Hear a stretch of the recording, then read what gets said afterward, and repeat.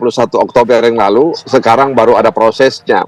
Yang kedua juga, mau tidak mau harus kita katakan bahwa pelaku itu tipikal manusia, sombong bin congkak. Dia lupa bahwa di atas langit ada langit. Yang ketiga, bahwa ya tentu saja dalam konteks ini, ya penyidik bisa juga subjektivitas penyidik, sehingga kemudian menahan si IS itulah, ya saya singkat. Oleh karena itu, kewenangan untuk menahan itu kan harus kita akui subjektivitas daripada penyidik. Dan bisa saja karena ada faktor-faktor lain, apalagi tadi sudah ada indikasi PPATK mengendus kecurigaan terkait dengan kepemilikan uang atau rekening yang dimiliki oleh saudara IS tersebut. Jadi seperti setali mata uang, akhirnya penyidik melakukan penahanan dan mengembangkan bukan hanya soal pasal KUHP saja yang dikenakan atau undang-undang tentang perlindungan anak, bisa saja nanti masuk ke wilayah tindak pidana pencucian uang. Halo kawan, selamat pagi, selamat siang, selamat sore, selamat malam. Assalamualaikum warahmatullahi wabarakatuh. Jumpa lagi dengan Toro Channel ya. Bismillahirrahmanirrahim. Oke kawan, kali ini kita akan membahas masalah perundungan anak yang di Surabaya ya, yang dilakukan oleh tersangka Ivan Sugianto ya, yang dimana ternyata Ivan Sugianto itu punya banyak masalah ya, termasuk masalah pencucian uang ya. Dan Ivan Sugianto ini sulit sekali untuk dibebaskan atau penangguhan penahanan, sulit sekali ya, karena Ivan Sugianto digeruduk massa ya sampai ke Polres. Jadi Polres tetap menindaklanjuti, tiada ampun, pokoknya hukum tetap berlaku ya. Jadi diketahui bahwa rekening daripada Ivan Sugianto, si perundung anak yang sombong sekali itu, termasuk rekening usahanya yang klub malam Valhalla ya di Surabaya, Sepatka Klub Surabaya, diblokir rekeningnya karena diduga terima aliran dana dari judi online. Punya kaitan dengan pelaku bullying ya, situ si Ivan Sugiarto ya, ini diduga oleh PPATK terima aliran dana dari judi online, ternyata mafia judi online juga. Makanya backingnya banyak oknum-oknum nih, tapi oknumnya nggak ikut-ikutan kalau masalah kayak gini ya, oknum-oknumnya mesti pada lari. Oke, selanjutnya kita simak dulu ya. Sebagaimana yang Selamat siang Bu Ira. Selamat siang, Mbak. Oke, Ibu, sebelum kita masuk ke perkembangan dari kasus ini, saya ingin tahu, Bu, bagaimana kemudian ini bisa terjadi sampai membuat anak Ibu melakukan jongkok, berlutut begitu, dan juga menggonggong. Ini awal mulanya seperti apa, Bu? Sebetulnya awal mulanya itu tidak seperti yang diberitakan di luar, saling ejek itu tidak ada. Tapi semua ini bermula dari guyonan anak saya dengan teman-temannya yang menyebutkan anak ini lucu, rambutnya seperti pudel. Jadi kata-kata anjing itu tidak pernah digunakan oleh anak saya, tidak pernah. Yang seperti diberitakan anak saya dikatakan anjing, tidak pernah. Anak saya tidak pernah sekalipun melontarkan anjing ataupun lontaran sebutan itu kepada anak ini secara langsung, itu tidak pernah.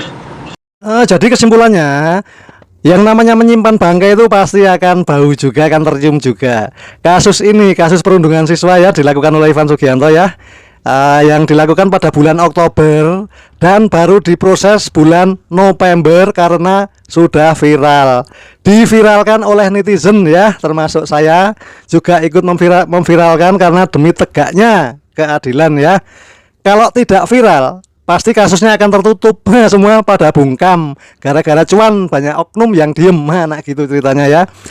Jadi dibalik semua ini ada hikmahnya ya. Gara-gara merundung siswa, suruh sujud, suruh gonggong layaknya guguk, terbongkar masalah lain atau kasus lain ya, yaitu kasus pencucian uang diduga judi online ya, yang dimana satu rekening itu nilainya kurang lebih 100 miliar ya, pencucian uangnya. Jadi setiap hari ada transaksi ratusan bahkan ribuan transaksi, ya itu kan sudah nggak masuk akal ya.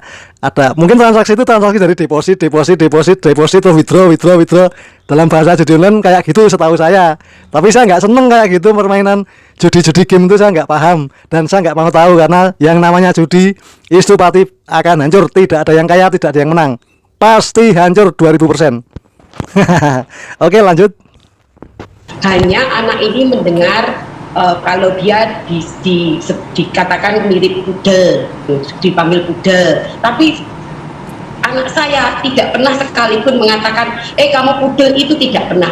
Jadi anggap kayak kita kayak Baik. orang gibah gitu. Ibu, tadi Ibu Lalu sempat Intan sudah- menyebutkan ada guyonan ya Bu ya. Guyonan tersebut dilakukan di sosial media atau seperti apa Bu? Tapi guyonan di antar teman, kayak kita kumpul sama teman-teman sendiri seperti gitu loh.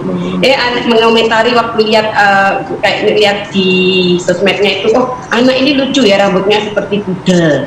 Itu aja di antara teman-teman aja. Oke, baik. Ibu, saya izin mau bertanya sama sang ayah. Waktu kejadian ini berlangsung, Anda berada di sana. Baik, kami akan ke Ibu Ira saja. Bu Ira, waktu kejadian ini salah satu orang tua yakni sang ayah berada di lokasi tersebut melihat langsung bagaimana sang anak dilakukan kekerasan oleh orang tua pelaku. Ini kemudian bagaimana, apakah yang membuat sang ayah hanya diam melihat hal tersebut? Karena saat itu seperti yang di video, saya pun sebagai mama membiarkan anak saya melakukan itu. Karena waktu itu waktu pihak sana menelpon, saya teleponkan papa ya Ai. Saya juga menelpon suami saya untuk datang. Saya berpesan sama suami saya, mereka bawa banyak orang, jadi kamu yang sabar ya, selesaikan ini dengan baik-baik. Jadi waktu itu kenapa kita diam, kita memilih untuk bisa menyelesaikan, berharap bisa menyelesaikan dengan baik-baik dan tanpa kekerasan. Tetapi ternyata pihak papanya anak itu sudah emosi dan marah-marah. Saat itu saya merasa takut, saya merasa khawatir kalau sampai anak saya diapa-apakan. Makanya waktu itu saya benar-benar ya sudah, yang penting selesai, yang penting bisa diselesaikan.